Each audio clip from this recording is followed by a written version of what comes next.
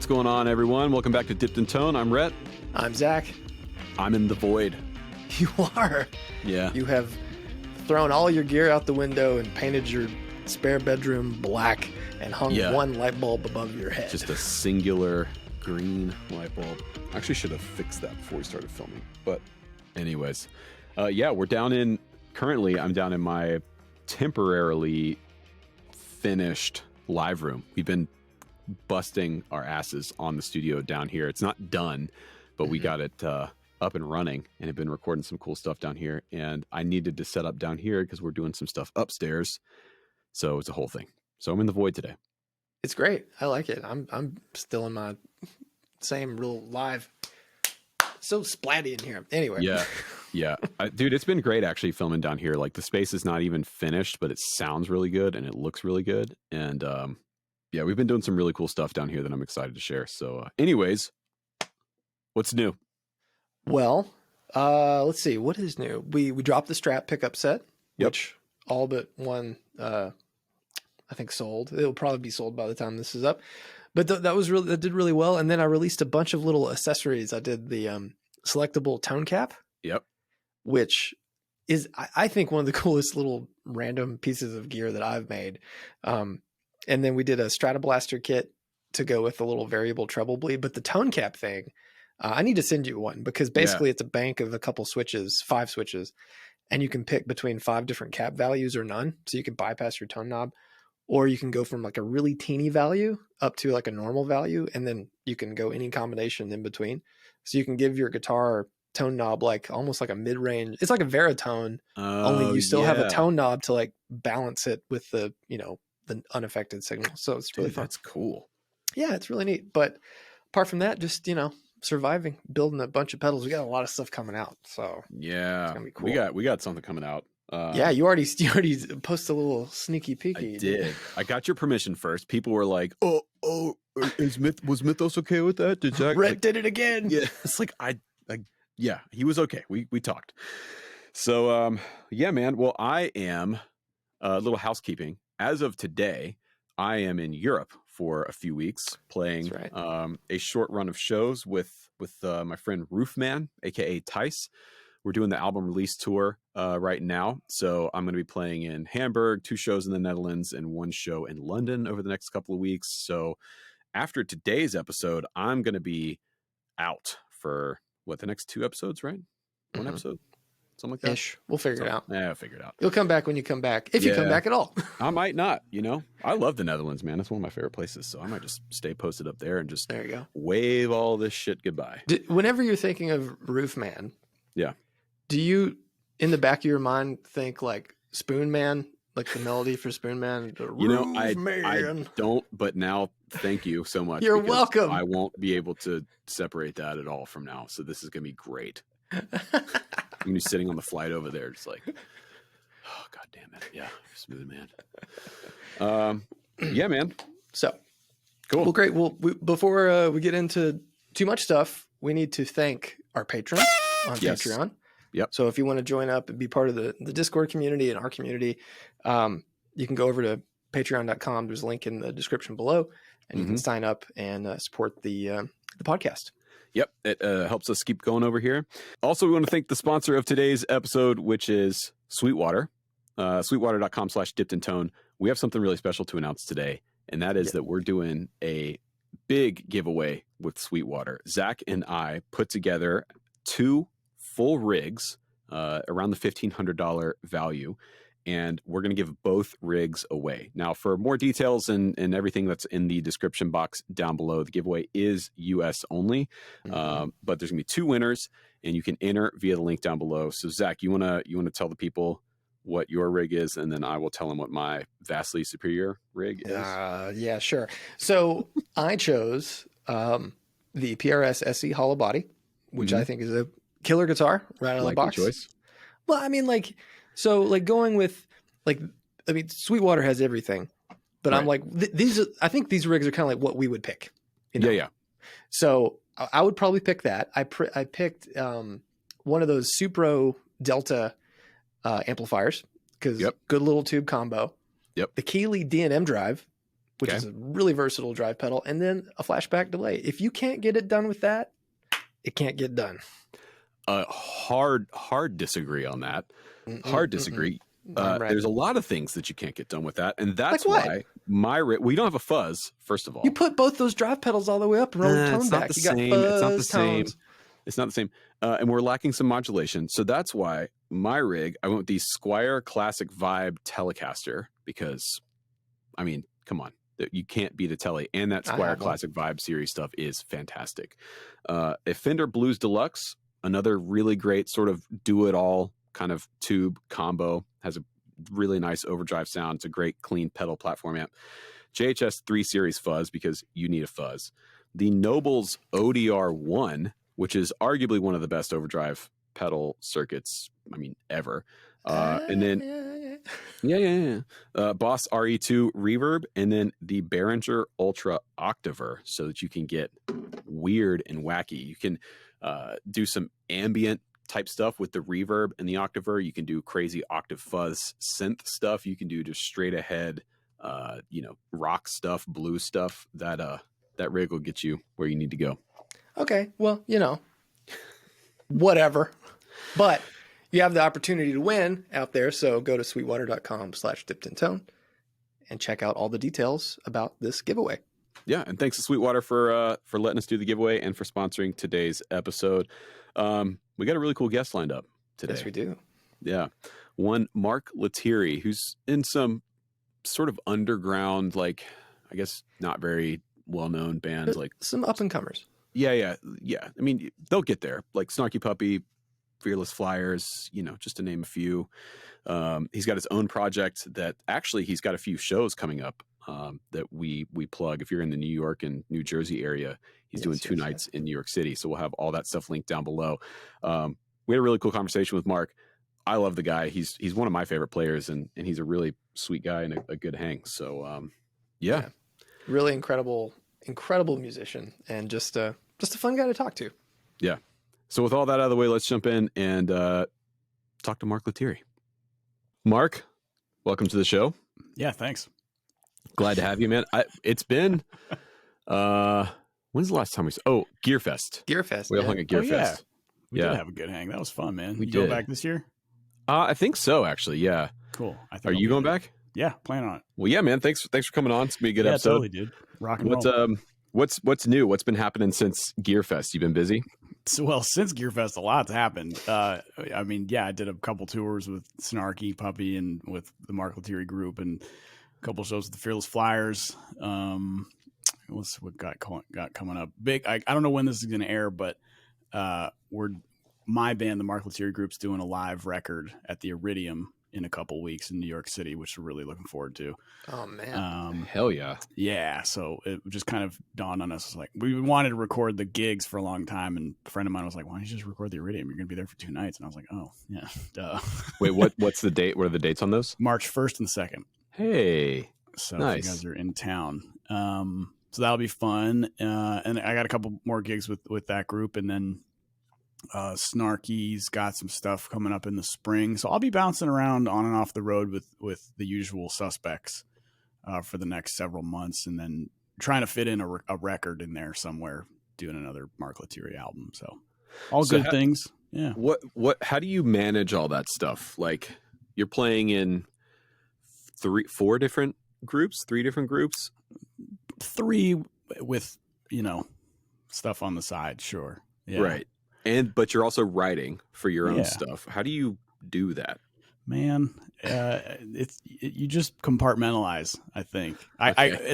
Writing is a little different for me. I'm not really one of those people that, writes every day kind of thing, but I'll usually kind of set aside chunks where either maybe I'll sort of force myself to be creative, or I'll go back and visit things that I'd started that I would like to finish. I get this sort of bubbling feeling that's like, I need to be creative right now. Okay. Yeah. Let's set some time to do this. And then, the other things that maybe I have scheduled, I either just reschedule or just think far out in advance. Now I kind of have an idea of what I'm doing up until 2024.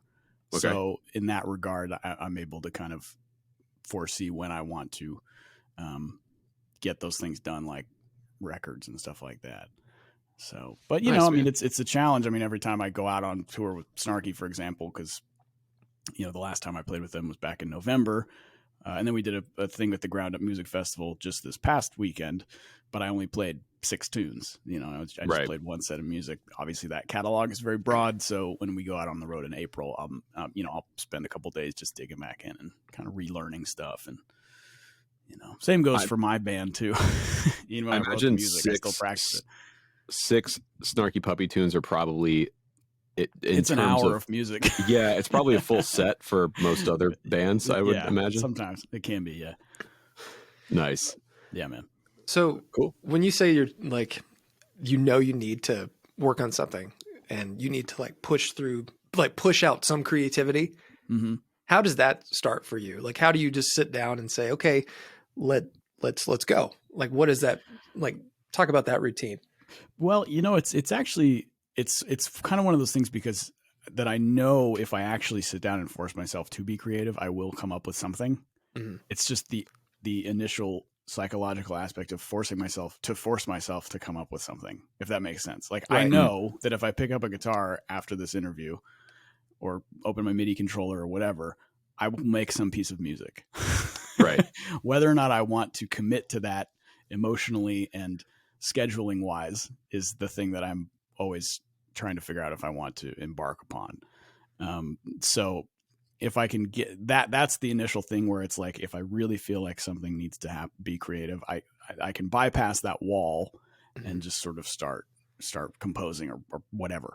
And I've got probably 15 or 16 songs more or less ready to be finished. And so it's just a matter of being like, okay, dude, do you want to finish them now? Yeah. Because it's time to finish them. And I have a record label that I work with that helps kind of kick me in the butt and be like, so when are you gonna, not that I owe them anything, but it's nice to have that sort of friendly relationship of people that remind you to stay a little bit inspired. And so they know that's one of my plans this year is to finish an album and maybe put out some singles and some videos and things like that. And so, the next time we all get on our little or monthly Zoom call, they'll probably be like, how's it going? Nice. Right. So it's nice to have people that hold you accountable. It doesn't have to be a record label. I know that sounds really music businessy, but, in my case, I have some friends that are, will hold me accountable for making stuff, which is nice. Having the confidence to know that when you sit down, you can come up with something. I think a lot of people would probably struggle with that. Mm-hmm. And I'm sure that's something that, just comes with, experience and habitual practice. Mm-hmm. But was it always kind of that way, or did you really find your groove and knowing and trusting yourself that if I sit down, and just go something, there's something good there? Or is it, really taking the small nuggets and expanding upon those ideas? Or it's a little bit of both. There's a lot of nugget collection, so to speak. My iPhone is full of videos and voice memos and things like that of, 4-bar phrases of this melody, this groove, whatever it is. But, and to say that I can sit down and write something, that's true. Whether or not it's good or I like it is a whole other story. I can a lot of times if I do that, I'll be like, man, I got this new pedal or something like that. Maybe I'll write something based around this pedal. I'll put it on Instagram. And that takes a couple hours, it's a minute and a half, 60 seconds, whatever it is. It's like this kind of micro composing thing that I'll do to engage in social media. However, that can be a little bit detrimental to your actual songwriting chops because you stop thinking big picture and you start thinking, what's the coolest amount of crap I can put in a tiny video? And then you go to write a song and you realize that your song is like sections of 60 minutes of crap that you put in a video and there's like no tune, you know what I mean? Right. So that's what I say when I'm really sitting down to compose. I turn that part of my brain off and like, I don't care about that stuff. I'm writing a composition. This might be 5 minutes long, whatever. I don't care about that stuff, So yeah, it's and I will go back to those nuggets on my phone and kind of like find out which ones maybe have deeper meaning than like, this is a cool riff for Instagram or something, you know, versus this is a song. And this is actually like really helpful for me because I'm trying to get more into writing stuff for myself outside of, you know, making something for a YouTube video, for example. But like, well, gear demos are fun to do. They're easy. You know, it's fun. You can kind of, you don't really have to think all that hard. Like, you know, I want to be able to start getting more stuff done. So for you, like when you're writing something, at what point do you know whether or not it's a solid idea worth finishing, or it's just not going to work and you should move on? That's a good question. I'll try every method to squeeze the most out of something before I just give it up. Okay. But at the same time, I'm not afraid to give it up. And other times, you know, something I will give up maybe will manifest itself later on, 6 months down the line in another tune. You know, I end up with a lot of things like, I don't know what to do with this or something. And then, you know, occasionally, oh, well, actually it kind of works with what I'm composing right now. Maybe we can bring these two things together. So, you know, we all have our kind of like base level for what we think works for us and what we don't. And, you know, there might be some ideas that I've thrown away that somebody else might think, why didn't you do something that was amazing? You know, but if it didn't mean anything to me, it's kind of hard to get, you know, to finish it. So do you think it's important to get most ideas, at least maybe not fully finished, but to a fully formed state before you move on to them, for that reason that like, oh, okay, so it's not working now, but let me just kind of tie a bow around it and then I can come back to it later? I think so. Yeah. Get to the point where you're just like, I think I'm done with this for now. Yeah. And then maybe you're done with it forever, and maybe you're going to come back to it. Like, as I was saying before, the tunes that I've pretty much written for this are all in a state of like, I'm done with this for now. I know this is going to be something. I'm going to take a break from it, come back, and then we'll finish it from then on out. But one of the things that I do try to keep in mind is, if possible, to associate every musical idea in the tune with something that's not musical. You know, like, what does this make me feel? What does this make me think of? Who does this make me think of? What situation does this make me think of? Does this remind me of a word, a phrase, a joke, a memory, a location? You know, I write about locations a lot. That's cool. Maybe that's, you know, we travel a lot, and you kind of like different places put you in a different mindset. What does this feel like in music? You know? Yeah. So if I can do that and it doesn't feel forced, the writing kind of becomes a little bit more personal and maybe easier in a sense. You know, man, that's cool. I feel like I'm getting a free writing clinic here. I thought we were talking about pedals. This is fun. Yeah, no, we talk about whatever we want. Okay, man. Cool, great. Speaking of, do we have a rig to dip? Sure. Yeah, I've got one. So, Mark, this is a segment that we do here. I've seen it. Yeah. So, just to get you up to speed here, we have a viewer submitted rig, and there's some guardrails that we've put up on this over the last few years, which is it has to be a rig that you could take to a gig, a session, a show, whatever, without a cartridge company. Yeah, exactly. Because sometimes people would just send us pictures of all their stuff, and it was overwhelming. So it has to be a complete rig, and you have to be completely honest about your thoughts on it. And at the end, we're each going to rate the rig 1 out of 10. So point number in the unit of measure known as shoyls. And is that Yiddish? Yeah. Well, no, it's our it's our brand. You know, like Acme is a brand. Zach and I have a brand called Shoyls, and it's a combination of our two. Cool. I like it. Our last names. Yeah. Yeah. It's our megacorp name. That's nice. Cool. So what do we got here? Okay, here we go. And bam. Okay. Whoa. So this is from Moyles, 1999. Moyles for the Shoyls. Moyles for the Shoyls, ladies and gentlemen. He's a 23-year-old musician playing in Ireland, and he's in a progressive rock band with ambient verses and heavy choruses. So what we've got here is, we'll run through the pedal board first. We got a Boss volume pedal into a Ron Sound Ring-O-Matic fuzz, a green ringer style fuzz, JHS 3 Series fuzz, a sub and up, Marshall BB2 Bluesbreaker, a Way Huge Green Rhino, Stone Deaf PDF, Boss Tuner, Phase 45, JHS Chorus, MXR carbon copy, Walrus Audio Slew. How do you say that? Oh, the slow. Slew. Slow. An L cap and an Iridium. He's got a Gretsch electromatic semi-hollow, and then a parts caster that he's made, and he runs that all into a Rocker 30. Nice. Which for some reason that Rocker 30 looks tiny to me, but yeah, very, very small. But yeah, what do you guys think about this one? Okay, so start with the guitars. Initially, I thought that was a rosewood Strat, but that's not. It's just like a walnut finish or something. It says he built it himself. Yeah, it's probably some sort of stained finish. Okay, cool. I mean, a Strat is a Strat. Can't really go wrong there.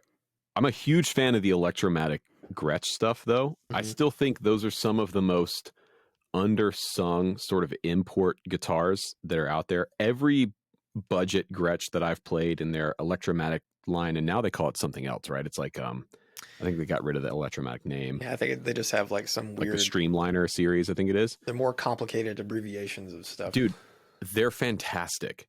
They're really, really good for like $300 to $500 semi-hollow, and those are not Filtertrons in there. They're humbuckers. So you can swap those out for PAFs or anything that you would fit in a humbucker. I think this one has a Filtertron style pickup. Right, but the point is it's not a Filtertron size. Like if you look at, so speaking of, I think these are Gretsch I prepared earlier. No, but see how like those are narrower, those are thinner. Yeah, they're called a black top, but I think that's a Filtertron size.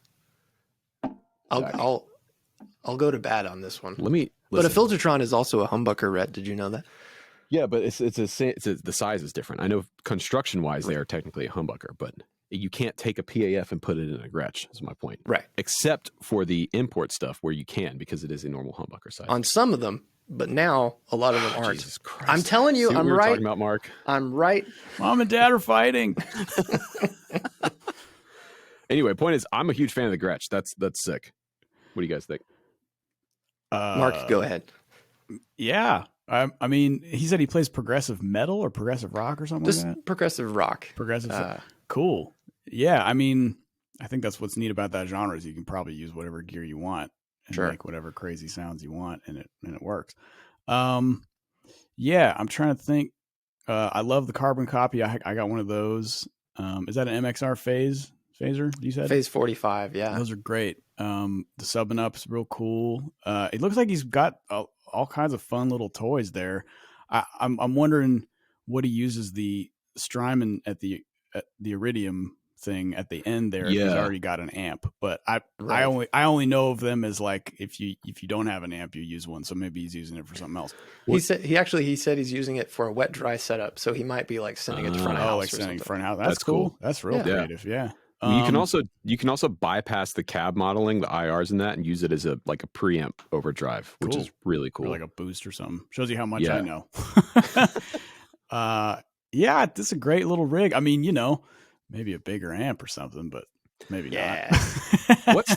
Zach, what's the PDF? I don't know that pedal. Oh, so that's from Stone Deaf. I think they're in the UK, and it's like I think it's a sort of like parametric filter thing that you can kind of like focus in the mid range. It might have some gain to it. But yeah, they make some really cool, let's see if I can find it. They make some really cool pedals. Yeah, it looks really interesting. So for me, okay, my first sort of note here is on the pedal board. I think we got a really nice selection of stuff. I like the two different fuzzes. I like the sub and up. I don't think we've seen a sub and up on the show before. That's cool. Yeah. But I think with this many pedals, we need to start thinking about some kind of buffer situation and or some kind of loop switcher situation, because this, I imagine, based off of the type of music that he's playing, it's quite a tap dance fest going on. I'm gonna say maybe a buffer, yeah, and maybe the Iridium has a buffer in it, but I'm gonna say don't worry about the MIDI switcher, and here's why. I'm gonna guess that this gentleman likes to make different combinations of stuff on the fly on the gig. If I have any idea of maybe kind of the sounds he's going for, because this is the reason why I've never gotten a MIDI switcher, because I don't want to be stuck in presets.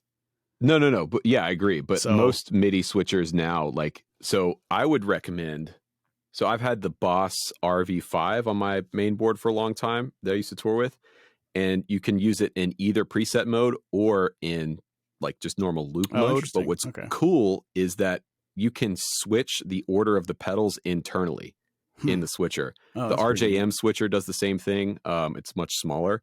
And the reason I'm suggesting the switcher is primarily for a tone thing. Like I'm imagining some of these pedals probably have a buffer, like the TU3 has a buffer. But I think just getting the stuff out of the signal path that you're not actually using and only bringing it in when you need to is really going to help out a lot. Fair point. Again, and how much I know. And having experienced this firsthand, when a patch cable goes down on a gig on this board, it's going to be catastrophic. Yeah, but how would that be easier if you had a switcher with all them cables? Because if it's not, you just cut the loop and it just but how do you know which one it is? You just hit the buttons until you find the one that's not passing signal, and you're done. Okay. Been there, done that, my friend. Wow. It's the amp is interesting to me too. It's like I feel like maybe we need something a little bigger here. Yeah. Maybe something just a little more clean headroom or something. If he's running all those dirt pedals into it. Yeah. But who knows? This is hard to do. I've never heard his band. I've never heard him play. I'm just like, You don't need to worry about any of that, man. Yes, you do. We are musicians first, my friend. Anyway. Zach, what would you point him towards maybe for the Rocker 30? I've never played a Rocker 30, but what would you think of suggesting otherwise? Man, I like the Rocker 30. Okay. I'm not a huge fan of the gain channel on that amp. So, I mean, like if you want to stay with the orange, I would go like an 80-30 and get like maybe a head in the 2x12 cab. But this, that's, I don't know. Mark's right. It's hard to know without hearing. I bet if he does like the orange sound, like the Rocker Verb heads or the Rocker Verb 50s or whatever with the big cabinet, like that might be a fun. You just sing orange tone, just more. Or maybe if he likes the amp, just get a cab, just get an extension cab. Because I feel like what's the bottleneck here that I'm seeing, other than the pedal board, is just the 112 system. I think if you had like a 212 cab or just another 112 extension cab to run it through, you'd be right in the pocket. Is he the only guitar player in his band? Do we know that? Ooh, that's a good question. What did he say? He does not say the instrumentation of the band. See, I'm asking. But he's also only been playing guitar for about 6 years. So I think for 6 years, that's a great rig. Yeah, great rig. Man, my rig after 6 years, there wasn't a rig. Right. Oh yeah, same. I had a wah pedal, and that was it. Right. And a solid state Vox. An Ibanez classic metal distortion. What else did I have? Man. I think I had a DS1 though after 6 years. Maybe. Hey, that's a great pedal. DS1 still holds up. I was 18, so yeah. I had a DS. I had an old Boss chorus. I had an old Boss delay. It was like the delay / pitch shifter, but the pitch shifting side didn't work. Mm-hmm. I had a Crybaby wah. Yeah, I think I had a Boss phaser. And then I had a PV Bandit 112 amp. I think was what I was rocking. So, man, and like 2 guitars, I think. I think one last thing I'll say about the Gretsch. I think that double cut Gretsch shape is one of the best looking guitars that's ever been made. Solid. Every iteration they do of it, like a White Falcon or a Black Falcon or the Electromatic, it's just a beautiful shape, man. Mm-hmm. Yeah, I love the colors of the guitars too. The green is so nice. Yeah, and I respect the fact that he said that was a parts caster that he built, right? The Strat? Yeah. Mm-hmm. Yeah. All right. Here's the deal. Okay. I like the guitar setup. I think they complement each other really well. It shows good taste and ingenuity. I'm going to build my own Strat. That's cool. I like the pedal board. I like the selection of the pedals. I think we need to think about some kind of solution on the interfacing side. And then we need to work on the amp a little bit. But I think I'm going to give this 7.6 Shoyles. Okay.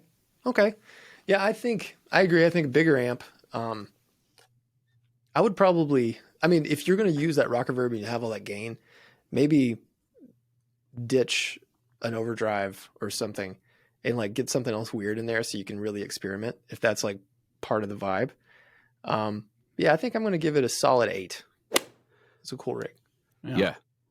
Yeah, I'm going to give it an 8 too, I think. Yeah, I think the only thing I would change is maybe I would just like to hear him with a bigger amp. Yeah. I want to hear him play anyway. Yeah. You know what I mean? Like, but yeah, I think maybe something that might give him a little bit more headroom for the dirt pedals. If that's the thing. If not, you know, hey man, if people are coming to see your band, who gives a shit? I do have a pedal recommendation for Moyles that I think he might dig, and that would be the GFI Synesthesia.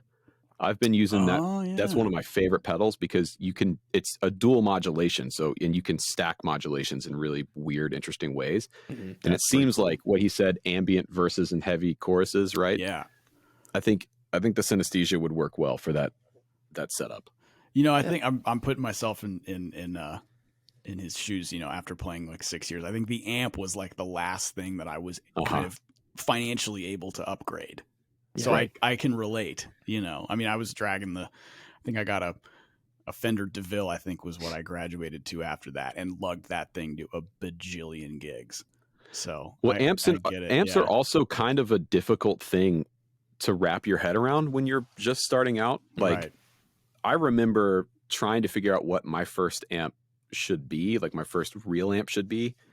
And it was a year for me of like going down to Atlanta Discount Music and talking to Jimmy and the guys down there and playing everything. And I went from thinking that I needed a Mesa triple rectifier was my first option, and then I went to like just a Fender Deluxe, which would have been a great option. I had no idea, man, because there's so many, they're all different. They all seem to do different things. It's like, what do you need? What do you not need? So yeah. I get it on the amp thing. It's like, it's a journey. It seems like he's a pedal platform type of player, right? So yeah, that's why I think we were just saying maybe something with a little more headroom to make sure those pedals are really speaking the way you want them to. Man, I think a Vox, like maybe a really good AC-15 or an AC-30 would, depending on the gigs that they're playing, would be cool. But they're really heavy though. They're so heavy. The AC-15 is kind of right in the slot, I think. The AC-15 kind of dirts up a little bit, though, the louder you get. Yeah, but you can keep the headroom low enough, or you can keep the volume low enough to keep the headroom up and then just mic it up on the gig. I mean, depending on where they're playing, they probably have to keep their stage volume at a certain level anyways. So maybe so. Yeah, I mean, after 6 years, I wasn't playing any place that was going to mic anything. So, you know. Garages. So, Mark, speaking of amps, I see you got some of the PRS things behind you. What are you playing right now? Just about everything you see back here. Actually, these all get used. The little, well, not that little, but the PRS sort of stack is the Hendrix 20 and the Hendrix 50, and then the Hendrix 212 cabinet. And I've been using those quite a bit on the road. They're really great. Again, pedal platform type amps. Yeah. They're kind of designed to be played a couple different ways. Like the 20 has the master volume, so you can get that amp 60s kind of Marshall gain sound out of it. I just turn the master all the way up and then goose in the treble and the bass volume to keep it clean, and then hit the front end with the pedals. And then the 50 doesn't have a master volume, so it's got a much bigger sound, but it's also very, very loud. So sometimes I'll run it through an attenuator, but most of the time I just keep it turned down pretty low. But yeah, I mean, the Super is a great rig. That's a Statesman. I've done a million gigs on that one too. There's a couple things to the side here that you can't see. There's a Naylor Dual 60, which is one of my all-time favorite amps. There's a Pure 64 Mean Street, which is another one of my all-time favorite amps. Great recording amp. But everything is sort of a similar character of like big, loud, clean sound. Yeah. Because I've always been a gain pedal stacking individual, because I just like Rhett was saying, it's like, what amp do I get? Well, like the multi-channel Marshall stuff was way out of my reach, when I was crafting my sound as a young player. So, and I like having the tone sculpting ability of using pedals, and just from a practical standpoint, so many of the gigs that I do are backlined. If I fly my quartet to Europe, a lot of times we're relying on what the venue can supply. And if they don't have the 5-channel super awesome unicorn distortion rig or whatever, like, give me a Fender Twin, let's plug in, let's rock. So I've just sort of always fell into that world, but these amps all sound really, really great. So do you ever find yourself in a situation where you're using amp distortion over a pedal, like in the studio, or you're just always going like with your, you know, it works, it ain't broke kind of thing? Mostly if it ain't broke, I don't fix it, you know, but the Nailer has a really nice drive channel. That's the one amp in here that really kind of has a dedicated gain channel more than the others. And I will use that for like certain rhythm tracks on occasion, but it also takes pedals really great. So I have a tendency to just leave it on the clean channel. I just got this kind of funky Fender concert amp from the early 80s. That's the Paul Rivera version. Yeah, Rivera-era. Which is a really neat, it's like a big deluxe. Mm-hmm. And it's got a gain channel, which is kind of like a I'm trying to think how to describe it. I don't know. That's sort of like almost, late. Right? Yeah. Huh? They're kind of like boogie-esque in a way. Maybe. Yeah. It's sort of that like late 70s kind of mid-gain lead sound that you might hear on pop radio, you know, like a Boz Scaggs record or something like that, which I think was all those guys just turning their deluxes all the way up or something, right? Well, yeah. So I know the scoop better than me, but. Well, I've talked to Tim Pierce about this a lot, and people still sleep on that Rivera-era Fender stuff because I think people still don't really know what it is exactly, and they're really sleeper amps, man. The Champ, I think it's the Champ 2, right, Zach? It was like the Paul Rivera, and it has the gain circuit in it. That, as far as I understand, I believe that's the Larry Carlton Kid Charlemagne solo is that amp, as far as I understand. But yeah, I was like talking to Tim about this stuff, you know, back in the day, the guys it was like, okay, Vox, Marshall, or Fender. And most of what they were using was a deluxe that they just cranked for lead sounds and turned down for clean sounds. And that was it. And it wasn't until, you know, as Tim states, the arms race of the 80s where everyone was building rack, you know, systems and everything that started to change. But yeah, man, I mean, I think if you're looking for something cool that's a little bit classic, sort of vintage era, that's a little off the beaten path, that sounds great, but is not a ton of money, like a vintage AC30 or an original Black Panel Deluxe or something, that Rivera-era Fender stuff is super cool. They're hard to find, and they're getting more expensive. Yeah, people are starting to catch on. Yeah, I bought mine on Craigslist from a guy in Austin that was just offloading some gear, and I paid under $1,000 for it, but but that's good. My point. You know, it's like, it's good. But you know, I'm sure the more pristine one. I think this doesn't have it. Had a Mesa speaker in it or something, so maybe that was part of the reason. But as far as the functionality and the sound, it sounds really nice. So yeah, man, Mark, because you do so much, like you do, you know, normal standard tuning style stuff, and then all the baritone stuff. When you're like choosing an amp, do you like have something that's specific for baritone, or do you kind of just find something that works for everything and then to use that as just like your bass amplifier sound? I don't do different amps for baritone. The only thing that I will do is on my pedal board, depending on which board I'm bringing, because I have different size ones based on what I'm able to bring, essentially. I will either incorporate some kind of volume control or like a compressor, which will just attenuate the volume a little bit. And it's really just more so the front of house guy doesn't have to, you know, mess with everybody's mixes. It doesn't mess with my mix. So like, for example, you can't really see them, but there's a board over here that has a TC Electronics Plethora X5. Oh yeah. Really cool little device. And I have a scene just for the baritone stuff that has the hypergravity compressor on it, which doesn't change the tone. It doesn't even really add any compression. That's the way I have it set. It just lowers the signal. I do the exact same thing on another board that I have with the Line 6 M5 that has a little patch in there called volume. I just bump it back like a couple dB.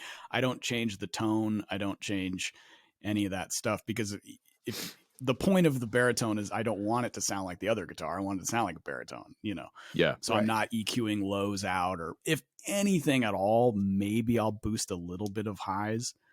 Okay. But I have kind of a bright sound anyway, so I don't really mess with that.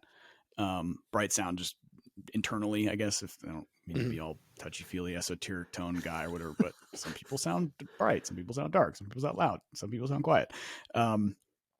So anyway, this is the place to get esoteric. Okay. Tone guy. This is the podcast. Well, for that. I've said that I said that before, that I had bright hands, and some guy on YouTube was like, "The hell does that even mean?" Like, oh, dude, like, well, you need to listen a little don't harder, worry pal.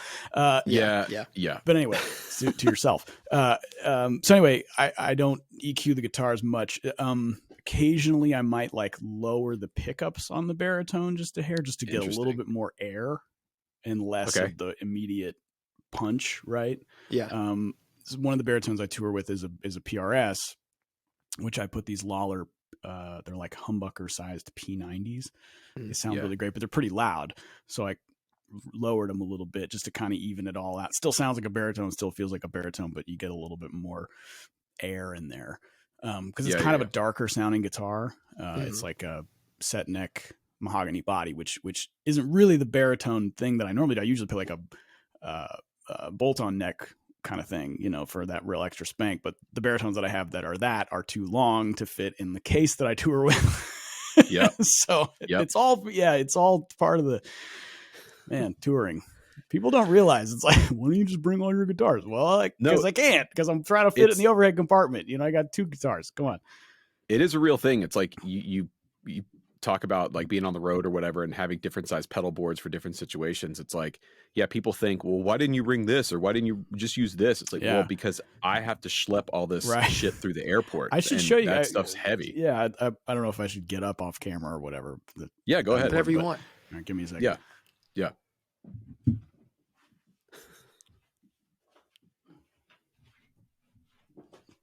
Okay.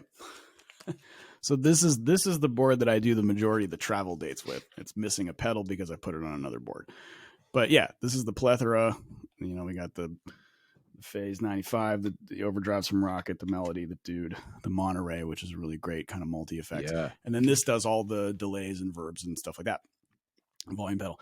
But this fits in a rolling laptop bag that I can put underneath the seat in front of me.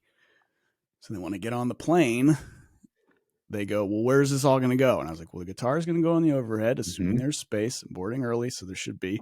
And this is going to go under the seat. And 9 times out of 10, they're like, okay, that makes sense. Yeah. Have you found, are there airlines that you prefer to fly or not fly based off of gear? Great question.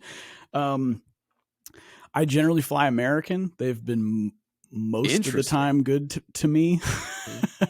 I've only had one instance where I had an acoustic guitar get damaged, but it was kind of my fault because I just put it in one of those, standard, I don't even know what the material is, but the standard acoustic guitar case. It's like that black woven stuff, Yeah. And the headstock snapped, but the headstock had been snapped previously. It was repaired and then it snapped again.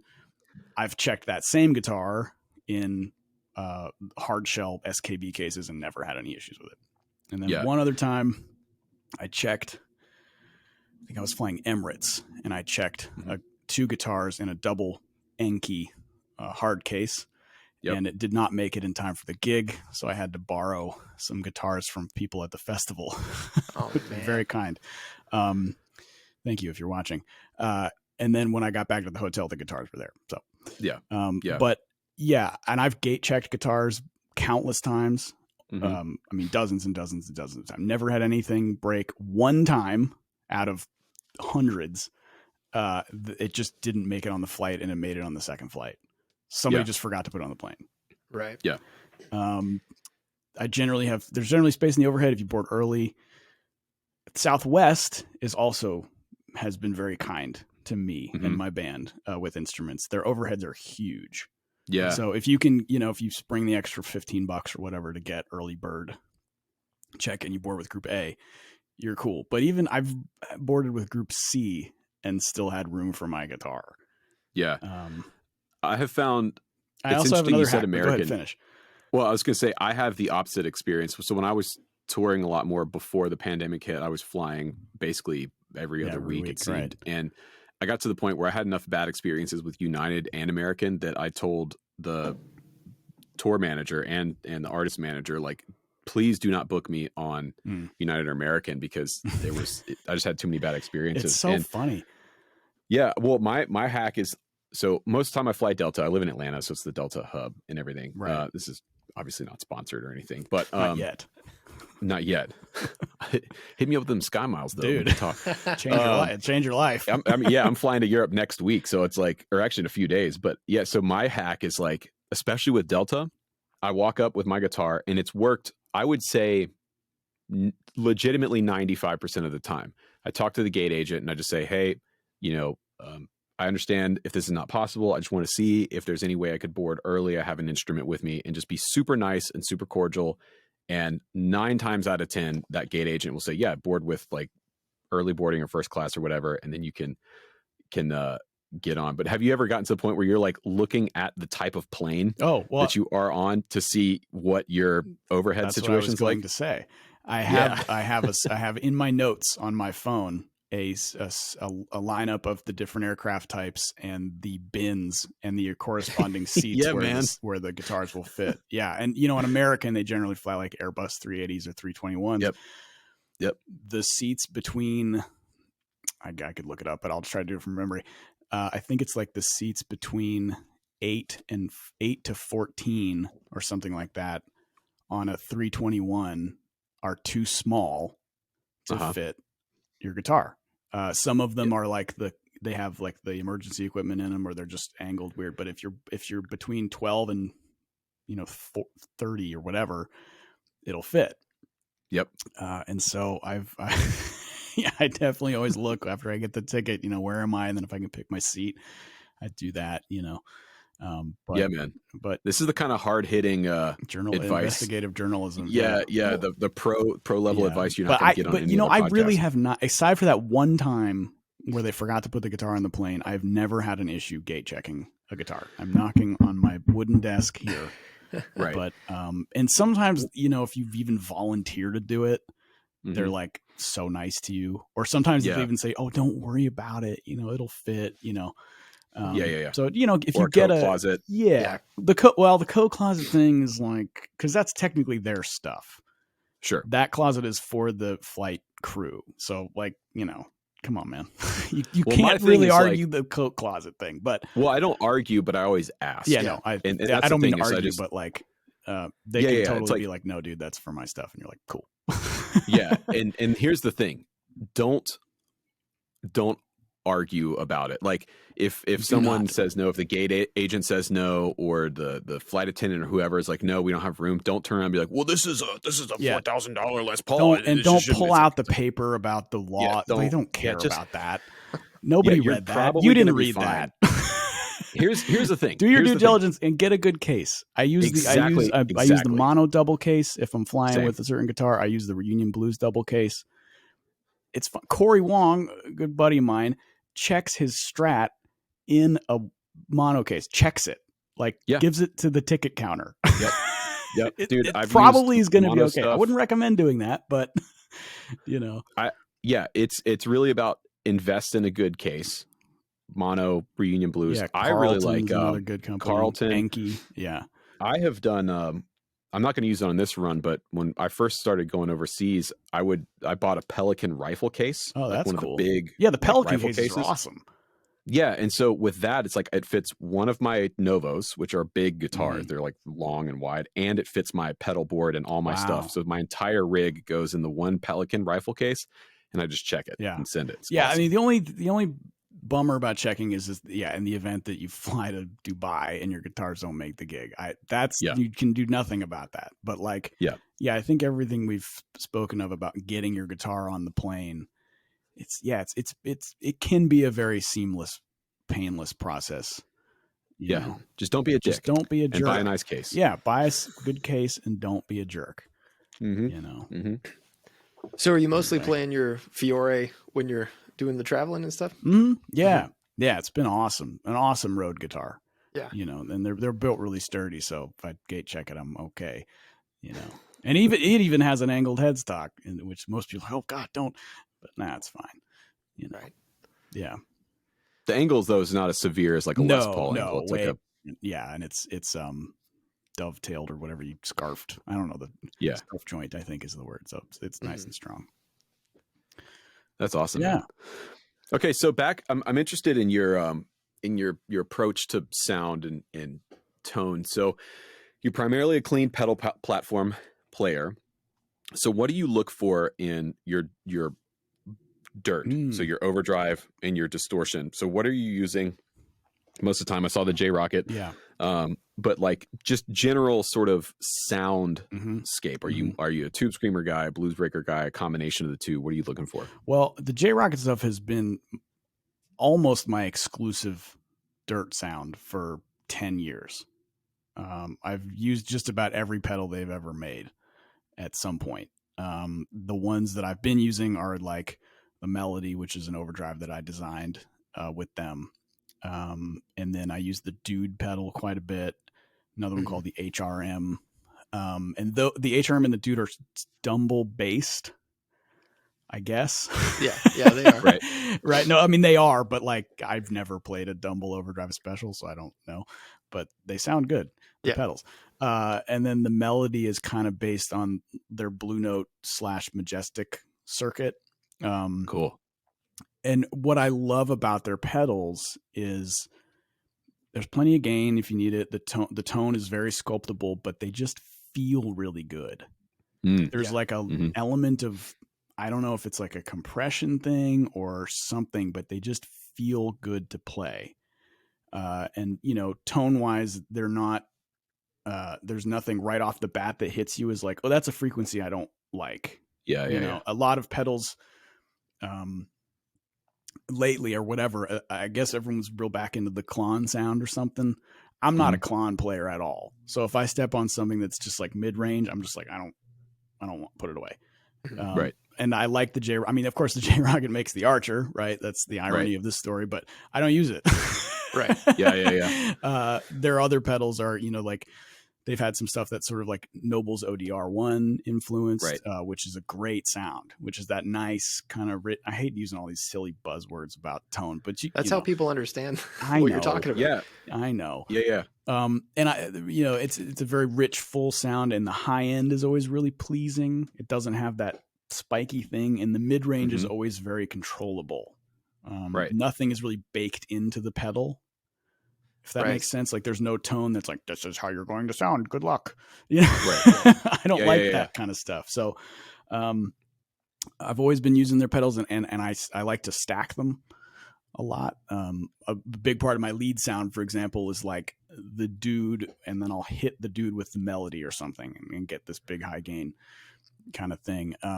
A lot of times, and when you're stacking them, are they gain level wise? Is one set to like a lighter gain boost, and one's medium gain? Yeah, so like the Dude is set kind of medium ish.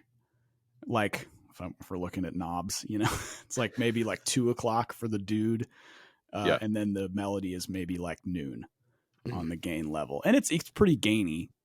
You know, but it gets good sustain. And another thing that it's great about like the Melody, for example, is you can hit the front of it with a fuzz of any sort, and it sounds awesome. So I'll do that for lead tones all the time.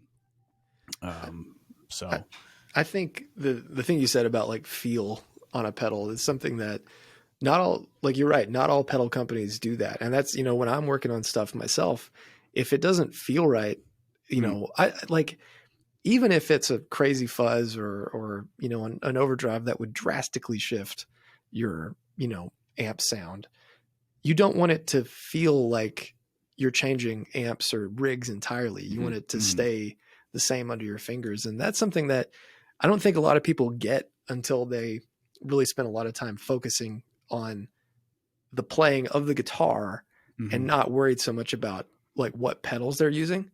And trying to get sounds. And so I think that's an interesting point that you bring up, because like, I think most people, but not most people, but I think people sometimes get just in the weeds with the tonality of stuff and not the feel of it. It's funny because it's like, we all love gear. We love to play the gear. We love to design the gear and hear the gear. But like at the end of the day, we don't want to notice the gear.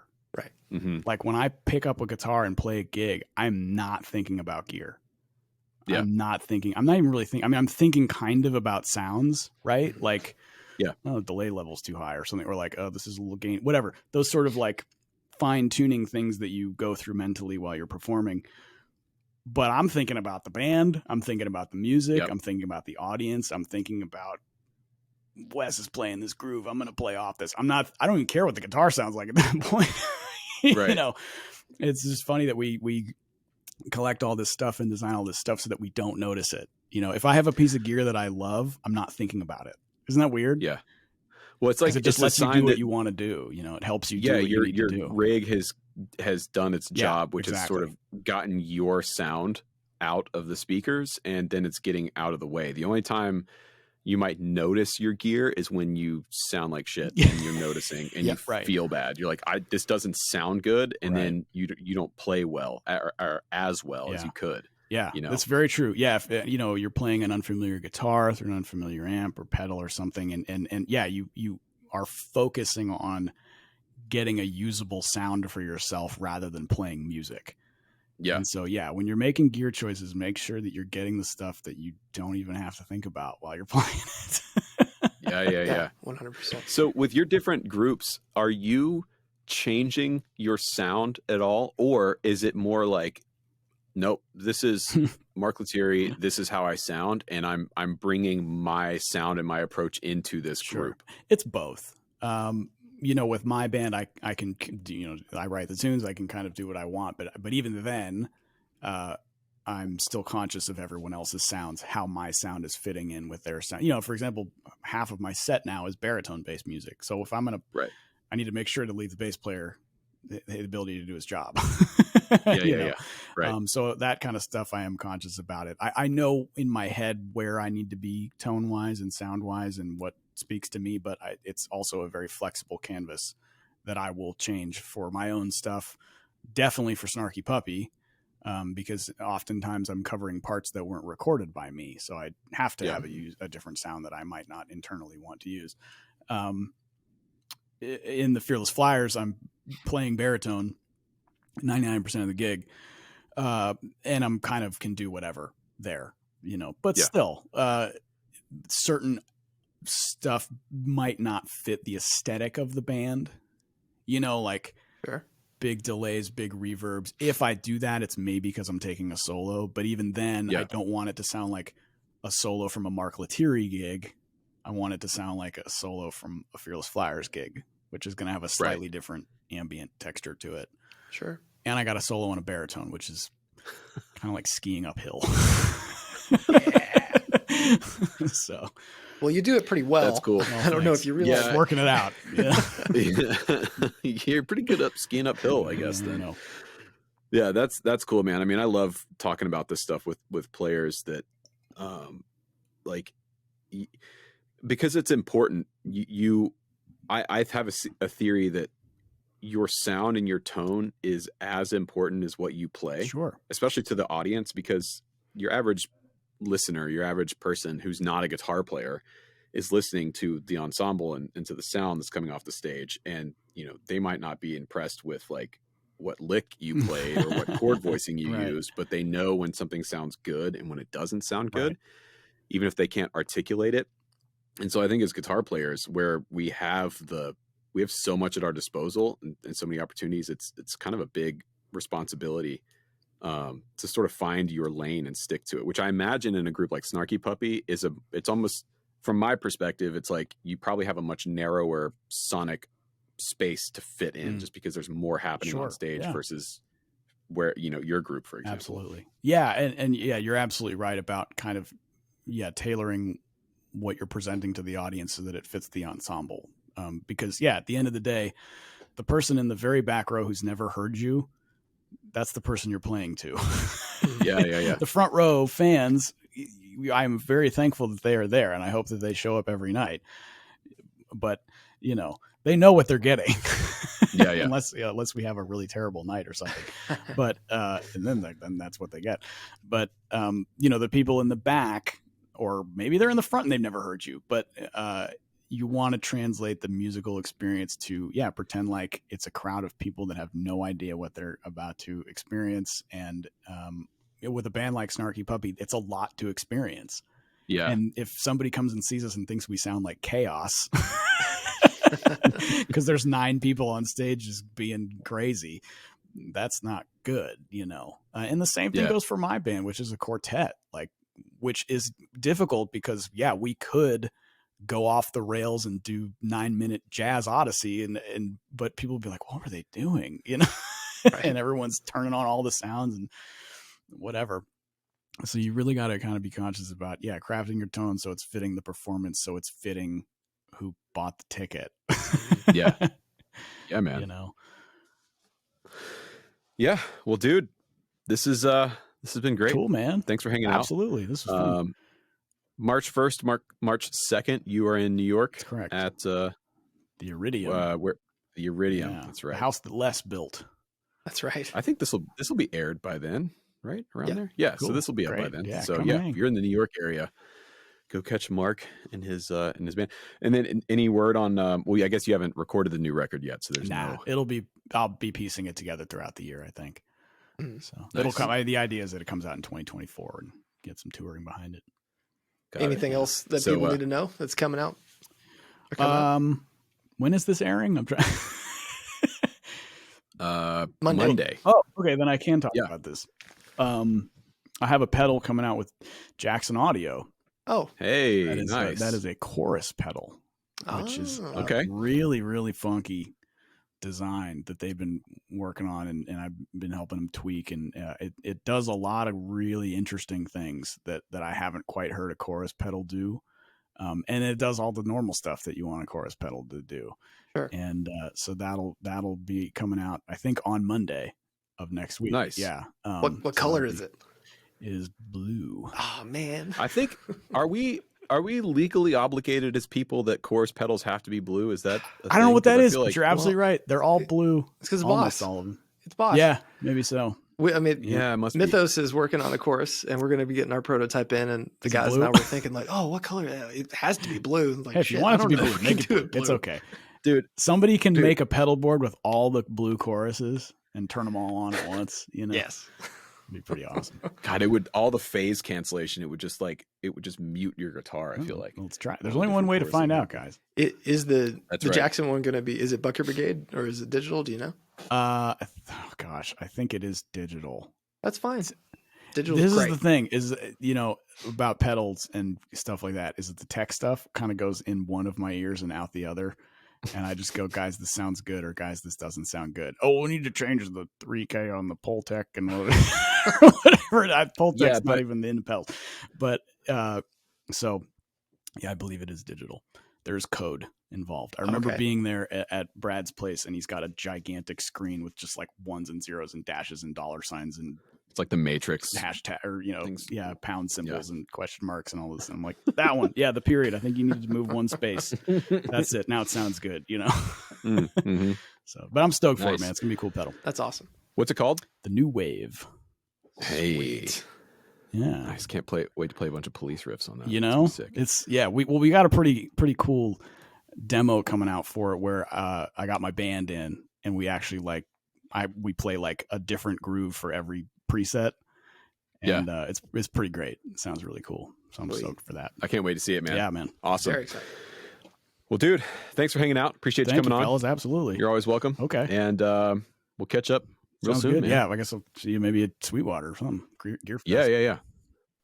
Man, Mark is he's real salt of the earth. Yeah. Dude. That's a weird phrase, isn't it? Salt of the earth? Yeah, I mean, like when you think about it, you describe Sounds oddly biblical. a person that you relate them to salt, but whatever. But he's a sweet guy. Are we literally relating him to salt, though? I don't know if that's what that means. Is that what that's saying? Like, I don't know. We're gonna have to look this up. I derailed our thought. Okay. But what a nice guy. I like his approach, talking about choosing things that feel right to me is like that really connects with me because that's how I design stuff. And when I choose to buy things, that's what I'm looking for. I want it to feel like it's not there, even if it's making some crazy sound. A very good and honest person or group of people. Okay. That's all I could find. Sure. Merriam-Webster's not giving me the origin. Anyways, yeah, I like his approach to like, he's like a real working player approach. That's kind of how I perceive it, which is like, okay, here's my sound, and then I'm going to take this and make it fit whatever situation that I find myself in. I really resonate with that, and you know, it's obviously working out quite well for him. So cool. Yeah. All right. Well, shills. We're gonna shills. Yes. All right. You want to go first? No. Do you want to go first? I'll go first. Okay. You go first. I recently have been like looking for some stuff, just like some classic things again. You know, you get those things in the back of your mind. You're like, you remember that ad you used to see in the back of like guitar magazines that would have overdrives and stuff. And so I was thinking about this guy, the Blackstone MOSFET overdrive, which is like, I feel like you used to see this in every, like it was in the back of every magazine. There's a little ad for this thing, but it's a MOSFET drive that also has like the chip 4049, which is like kind of similar to what is in a Red Llama or something. So it's a real kind of like aggressive and raw sound, but this thing, it has a bypass switch, and then you can switch between two channels, and all those little silver discs there, those are the pots. Oh yeah. So you just kind of set it and forget it, which I really appreciate. But this thing sounds awesome. It's like an extension of your amp. Really cool pedal. And you can put a battery inside it. It's like, I don't know how this guy fits all this stuff inside this tiny box. Yeah. Super cool. That's cool. I actually have never seen that pedal before. You've never seen this? No, I never really did the guitar magazine thing. You know, I guess you're probably at the very end of the people who have been like, because for me, it was like you go to the grocery store, you know, every, you know, month or whatever, and you look and you get everything you could, because that's the only way you could find out about stuff. I would do that, but my version was not guitar magazines. It was the DuPont Registry. Did you ever see that?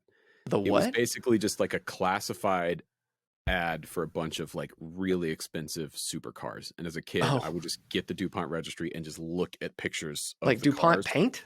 Like yeah, DuPont? but I don't think it's affiliated with the chemical company. But yeah, DuPont Registry, man. I would just look at the prices of Ferraris and like Shelby Cobras and stuff just because I was interested in it. And yeah, that was I didn't have any interest in guitar at that time when I was buying magazines. And then by the time I came around to playing guitar, it was like the magazine thing was kind of like, was it over? It was just by that time I was already on the internet looking stuff up, you know? Right. So, nice. So what you got? Okay. Well, like I said, I'm traveling to Europe for a small short run of shows, and I needed to put together a new pedal board because since the pandemic, like my main touring board has kind of fallen by the wayside, and I've taken it all apart and everything. And then the board that I have that Mason built for me a few years ago is a studio board, and I need something that will let me travel light and fast, and it needs to be live show ready. So this week I built a new pedal board. And I'm actually pretty stoked on how this thing came out. Looks good.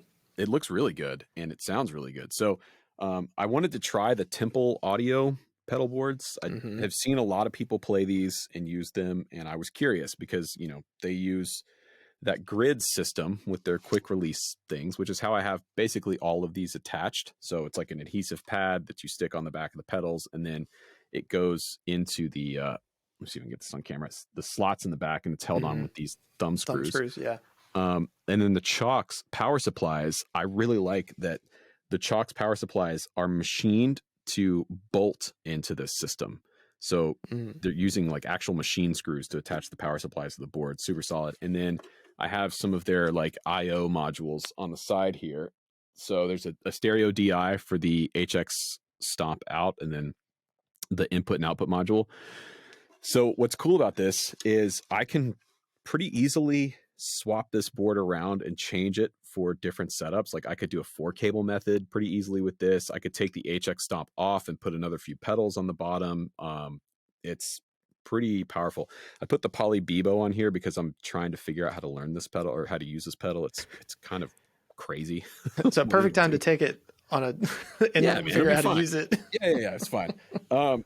So overall, I like it. It was really easy to put together. I made a whole video about it, which is up on my channel, but I do have there's a few gripes I have with the Temple Audio board. First of all, the board flexes in the middle quite a bit. Mm. And this is the small one. This is the 17. And so they sell this truss that you bolt in, which adds more feet in the middle of the board. And it sort of makes it much more rigid, but it's an added thing that you have to buy on top of the board. And I feel like that needs to be included with the board, because the fact that this thing flexes in the middle, I think is kind of a design flaw, and they should fix that. And then see, yeah, I mean, and then the other thing too is like you kind of have to commit to their mounting system if you're going to use those thumb screw things. So like the way I have these mounted to the board means that they're now not going to fit on like another board without peeling that pad off. So, right. But other than that, they're pretty sick. And then if you notice in the top left-hand corner, oh my God, what is that? The Hephaestus special color custom run. That's Look right. at us. So when are we announcing this damn thing? I don't know. Well, I guess today, technically. Yeah, let's do it. Whenever it was, I post on Instagram. Yeah, so we're doing a collaboration, Zach and I. We're doing a short run of these custom color big box Hephaestus. Heppies. Yeah. I don't know. We did this cool like gold powder coat and a special logo and everything. And yeah, it's one of those things when they're gone. So we'll have these available real soon. I think when I get back from Europe is when we're going to post them up for sale. So early March, they will be available. But yeah, I love the Hephaestus, man. The first one I played, it was like, dude, this thing is one of my new favorite pedals. We should do something special. So, it's insane. Yeah. Well, big shout out and thanks to our patrons over on Patreon and all our subscribers, everybody that helps support the show. Anything you do, any thumbs up, anything really helps get us in front of people's eyes, which is very important. Yeah, we really appreciate the support. Leave a comment, leave a like, subscribe if you haven't done so already. If you're on the Apple Podcast app, you can leave us a review and a comment. That also helps the show reach new people. And yeah, look at us, man. We're coming up on 100 episodes, I think. That's right. And big thanks again to Sweetwater for sponsoring this episode. Remember to go to sweetwater.com/dippedintone. Check out all the details on the giveaway. You can argue amongst yourselves about who has the better rig, even though we all know it's not an argument. It's me. I mean, you're going to want to win. I mean, you'll be probably pretty happy if you win Zach's rig, but if you win my rig, I think you'll be like really stoked. So we'll just have to wait and see. Yeah, we will. All right, everyone. Well, I'll see y'all in a couple weeks. Mm-hmm. I'll miss you. I love you. Y'all have fun. Be safe. Make good choices. And see you real soon. All right. Bye, everybody.